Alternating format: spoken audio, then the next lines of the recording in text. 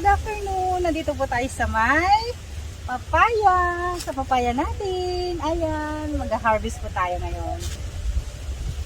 Ito, pag ganito siya, yan, ito yung tinatawag nilang silay. Pag may kunti-kunting dilaw-dilaw na ganyan, pwede na siyang pitasin.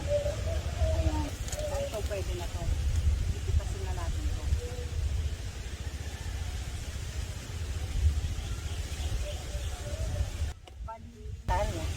Pag may ganito siya, dilaw-dilaw na ganyan, ibig sabihin, pwede na yan. Pahinog na po yan. Pahinog na to ng 2 araw. Yun. Ito lang muna.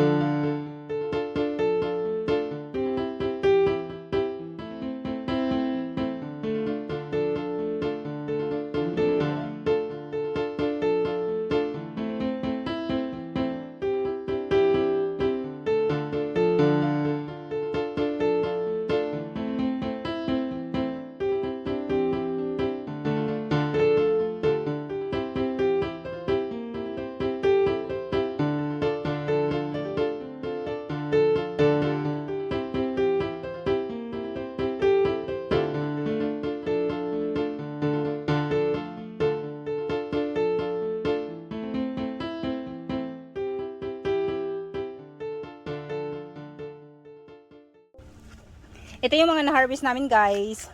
Ayan. Lalaki, no? Oh my God, ang gaganda.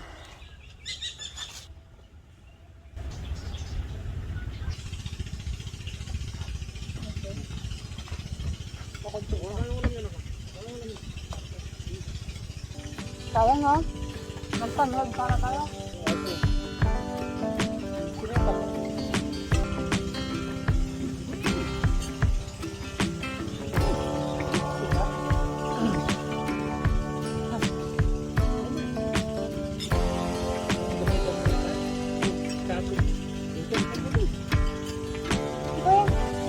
Ano na yun? Ano pangalan yun? Hindi yung bata. Betan. Yes. Andito tayo sa bukid ngayon. Tanghaling tapat, sobrang init. Nagpapahinga. Katatapos lang namin kumain ng lunch. Tanim namin papaya. Medyo malaki-laki na rin po siya, oh. Tapos ito, bagong tanim po namin yan, ampalaya. May mga bata pala dyan, no? Ano yung pamilya?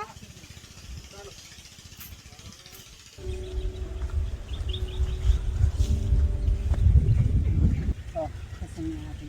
Hindi pa gaanong malalaki. Kaya lang, kailangan ng alisin kasi nga, medyo may naninirang ano.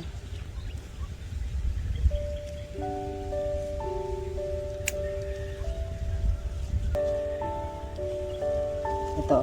Kasi ito, sobrang liit pa niya, kaya lang may sira na siya. So, kaya inaalis na namin. Para hindi na siya kumalat.